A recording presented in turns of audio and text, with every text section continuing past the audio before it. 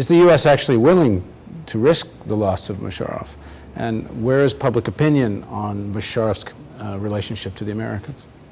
Well, the US has time and time again said that they stand behind President Musharraf, that President Musharraf has done a lot in terms of the war on terror, and certainly he has. Who else would allow their territory to be bombed upon by the US and suffer these kind of losses and suffer the kind of ill will and the hatred that comes from the people, from his own people? So yes, President Musharraf has done a lot for the US, and they have handed over many Al-Qaeda terrorists to the US.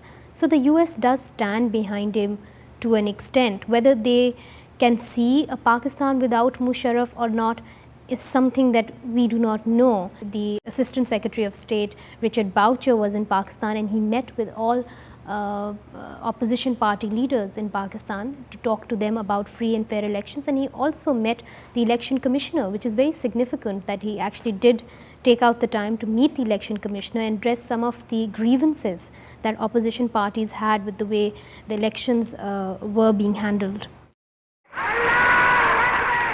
6,000 madrasa students gearing up for a confrontation with the government after President Musharraf ordered the demolition of more than 80 madrasas and mosques in Islamabad built without permission on state land. To protest the order, hundreds of these women have forcibly occupied a children's library next to their seminary, the Jamia Hafsa in Islamabad. These women in their 20s take turns to guard the library, located right next to the famous Lal Masjid. Their demand: the government should rebuild mosques it previously demolished and abandon its drive. What you just saw was with the footage of the Lal Masjid is just the tip of the iceberg.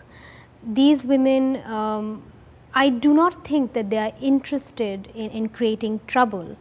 The reason why they are sitting at these madrasas is because these madrasas were given to them by General Ziaul Haq, who was the president of Pakistan in the 80s, late 70s, so that madrasas can be formed and Taliban can be trained to be sent to war to fight America's war against Russia. So these women have been there for years, and these clerics have been there for years. What they cannot understand now is that the very state that was friendly with them has now turned around and told them to get out. That is something that they cannot understand, and that is why there is a confrontation with the state. Of course, the state can, critics say that the state can control this problem because they are, after all, their men. And we have seen this. What do you mean by their men? Meaning that these were the very people who were reinstated there by the army at the time.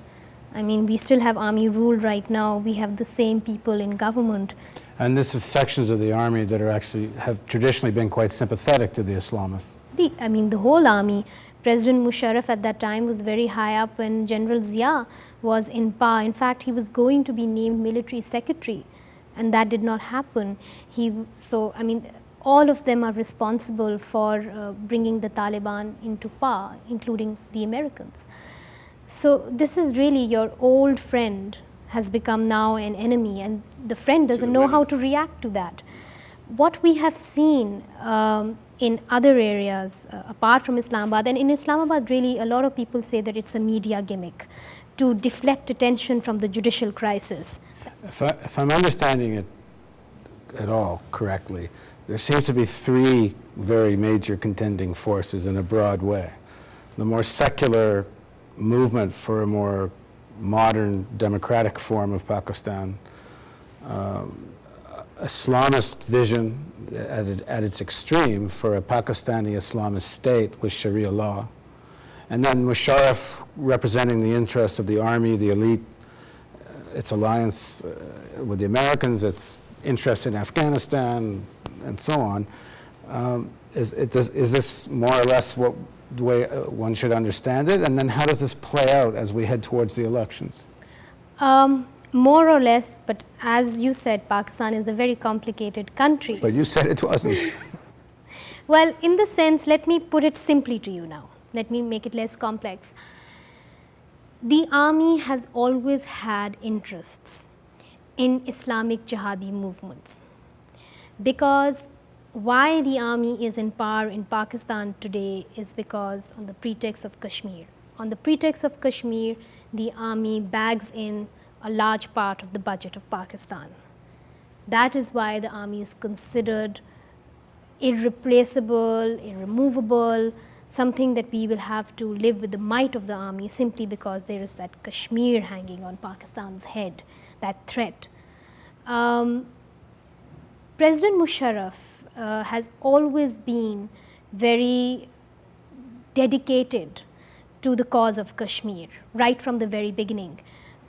Whether the Americans can now envisage a Pakistan without Musharraf or not is something that they have to be asked. I certainly do not know the answer to that. But what is very clear is that the Americans will not leave Pakistan as they have in the past left Pakistan and gone away. They have a long-term interest in Pakistan. As Richard Boucher said, that we do not want to just make friends with one person. We want to make friends with the people, which is why he met the opposition party workers. They seem to be very interested in free and fair elections. So it seems that the US is losing its patience with Musharraf.